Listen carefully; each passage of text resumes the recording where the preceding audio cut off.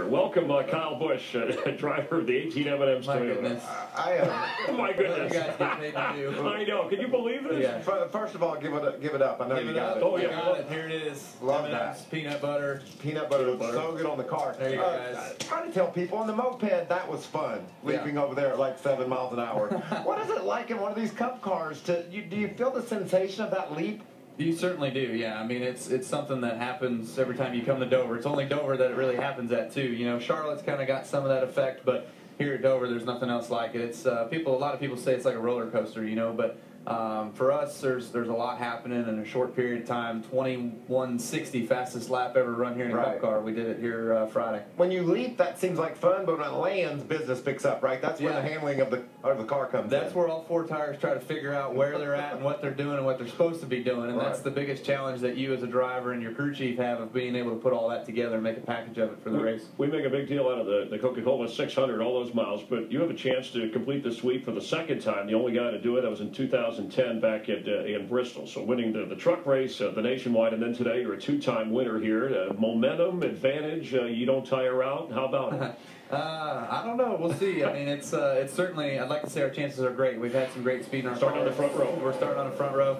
We've had great speed in our car since we unloaded, and you know, I'm looking forward to today's race. The peanut butter M&M Camry has shown some speed, and I like what I got. So, you know, if all goes well, maybe we'll have a chance coming down towards the end.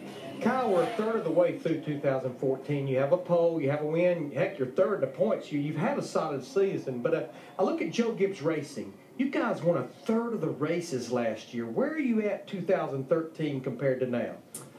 2013, we were way ahead of the game. I think with the new car that came out and the body and everything, we were sort of a step ahead, whether it was the splitter or the spoiler, just the overall downforce of the car. We felt like we had a really good advantage. And this year it seems like a lot of guys caught up, whether it was late last year or over the winter. And with the added downforce of the spoiler and the different splitter and all that stuff this year, it certainly has gone more to their side. And there's also some setup things, too, that we haven't quite hit on yet, where a lot of other guys have had some really good cars this year.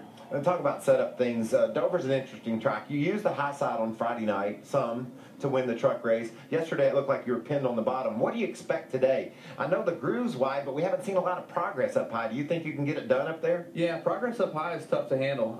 Yesterday during the nationwide race, there was a time where I think Logano was leading, and I was trying to use the high side and was trying to make some time up there, and was able to do so when he got pinned with lap cars. But it seems like if the leader's got clean air and then you're second place trying to chase him down, it's so much further of a way around that you're just not making up the time over distance, you know, so it's just not happening as well as you'd want it to. Until that leader gets into traffic and gets bottled up, then you can sort of maintain and make some ground up. Let's think long range. You've been a regular in the chase. With this new format, this almost seems tailor-made for your style, this elimination, get it down to a Final Four. Is this the year that you get that Sprint Cup title? Well, we've got to get our stuff going a little bit better right now. You know, like Larry mentioned, you know, the JGR stuff, we're not quite where we want to be. So the format, though, do you like the format? Yeah, I like the format. I think it's cool. It's interesting. It's certainly shown what NASCAR had in store for it since the beginning of the year with having different winners. I think we're up to 10 or something like that. So certainly there's a lot out there right now that everybody's going for.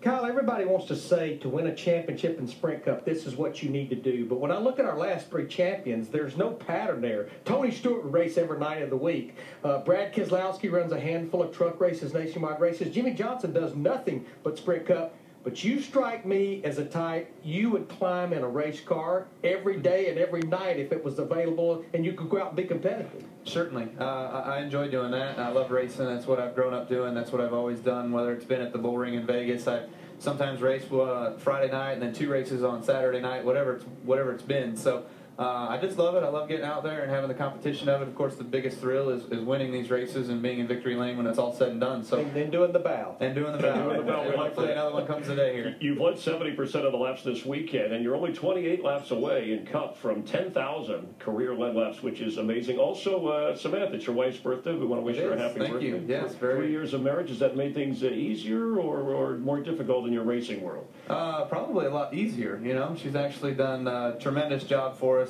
at Kyle Busch Motorsports with the Kyle Busch Foundation. She's been a huge influence there, and also just a huge influence in my life. I mean, probably one of the most influential people that I now know, besides Joe Gibbs, is my wife, and she also knows how to teach you a thing or two. Maybe you can get her a nice broom for her birthday. That's right. I'm picking up a broom, or I'm picking up a monster. I'd rather give a trophy. Yeah, that sounds chauvinistic. I think the monster would be nicer. You have a few of those trophies. Well, thanks for stopping by for the fun all year long here on NASCAR peanut Fox butter, Sports right? One. It is right. We It's good. appreciate it, and good candy. I will watch for the M&M's car. Thanks a lot, Kyle. You got it, guys. Thank you. We'll continue here on Race.